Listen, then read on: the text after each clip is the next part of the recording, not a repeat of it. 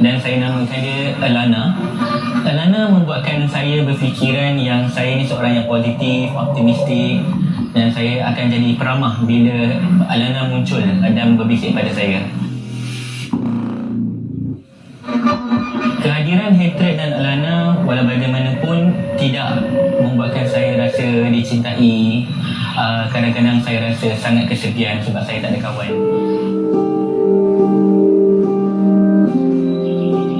Ketika berada di sekolah rendah, saya pernah dibuli secara fizikal dan mental. Itu yang membuatkan saya susah untuk percaya pada orang. Disebabkan saya kesepian, maka Alana menyuruh saya untuk mencipta 4 orang karakter yang baru. Saya menamakan mereka Peter, Alana, Sandra dan juga Stanley. Untuk memahami dengan lebih mendalam mengenai skizofrenia, kali ini bersama saya, Pakar Sekretari daripada Hospital Kulim, Dr. Nadia. Bila kita bercakap tentang skizofrenia, kita bercakap mengenai satu kecelaruan minda yang merupakan satu kecelaruan yang kronik yang mempunyai simptom-simptom utama seperti halusinasi yang secara berterusan. Dan skizofrenia itu maksudnya ia memerlukan simptom yang melebihi atau sekurang-kurangnya selama 1 bulan. Okey.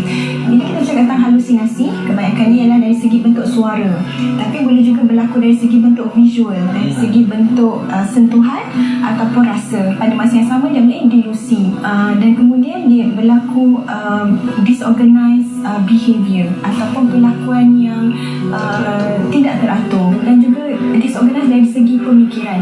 Selalu yang kita nampak ialah bila dia bercakap tu kita tak dapat nak memahami percakapan dia, tidak berapa logik lah. Okey, dan simptom yang terakhir ialah negatif simptom. Negatif simptom ni kalau macam kita sebagai manusia normal, bila kita rasa gembira ataupun teruja, kita akan senyum, kita akan ketawa.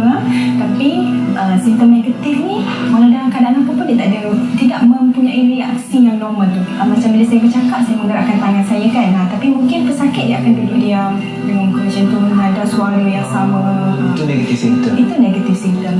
Secara ringkasnya lah. Ini termasuk juga untuk skizoafektif pun simptom yang sama. Okey, bila kita bercakap skizoafektif, skizoafektif dia perlulah mempunyai diagnosis cukup untuk mengatakan bahawa dia mempunyai skizofrenia. Walau bagaimanapun, apa yang menarik, semasa episod ataupun semasa simptom-simptom skizofrenia ini berlaku, dia juga mempunyai mood simptom, misalnya ada kemurungan ataupun bipolar. Tapi itu simptom je lah yang dia ada waktu dalam fasa tu. Simptom pada fasa tu. Bukanlah bermaksud dia comorbid ada MDD ke. Soalan yang menarik tu Cik Aiman. Bila kita bercakap schizoaffective disorder, maksudnya semasa episod skizofrenia ini dia mengalami mood tu pada masa tersebut. Tapi bila kita bercakap comorbid, maksudnya seseorang itu mempunyai skizofrenia dan pada masa yang sama dia mempunyai depression. Selalunya depression ni dia berlaku selepas daripada episod psikosis tersebut, ataupun depression ini ataupun kemurungan ini dia boleh berlaku sebagai prodromal symptom sebelum dia betul-betul full blown skizofrenia, maksudnya sebelum dia betul-betul menunjukkan simptom skizofrenia yang sepenuhnya.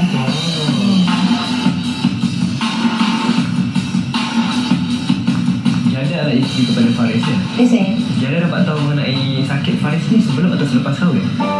sebelum kahwin lagi. Sebelum kahwin lagi. Jadi apa perasaan Jada bila dapat tahu yang suami ni nanti adalah seorang yang ada kecaruan mental, schizoaffective disorder? Sebenarnya bagi saya dia bukannya seorang pesakit mental, tapi dia seorang pejuang. Sweet sungguh dua ni. Yang berjuanglah untuk melawan dan menghadapi ujian yang Allah bagi kat dia. Apa perasaan Jada bila dapat tahu yang suami sendiri adalah seorang pejuang kecaruan mental ni? Saya sebenarnya kagum dengan kekuatan dalaman dia. Kita panggil insight lah kan. Dia ada insight, kekuatan dalaman yang bagus. Sebab dia kuat untuk bagi tahu masyarakat tentang sakit yang dia alami supaya orang-orang lain dapat manfaat daripada perkongsian dia. Kakak ni ada tak apa-apa contoh-contoh episod-episod yang mungkin dia ada rasa macam mencabar sebagai seorang isteri kepada seseorang yang mengalami kecaruan mental macam ni? Bagi saya Ada masa-masanya bila episod dia datang, contohnya macam kalau dia hypomanic, saya tak boleh nak sentuh-sentuh sangat lah. Kalau pegang pun kadang-kadang dia request kan. Jadi waktu tu saya memang dia memang beritahu saya awal-awal masa dia stabil, kami memang ada macam, bukan nak kata standard of procedure sangat, tapi perbincangan. Kalau masa dia stabil memang kami akan berbincang. Bila simptom yang ini datang, apa saya perlu buat? Kalau simptom yang macam tu pula datang, saya perlu buat apa? Saya suka betul lah bila Jihada kata berbincang dan komunikasi dengan Faris mengenai kecemasan mental yang sedang alami kan. Jadi poin ni saya rasa penting untuk penonton sebab kita perlu normalkan perbualan mengenai kesihatan mental, sebab seperti mana kita boleh biasa je cerita pasal kanser, pasal diabetes, darah tinggi. So kenapa tidak kita bercerita mengenai kesihatan mental seperti mana kita cerita pasal kesihatan fizikal?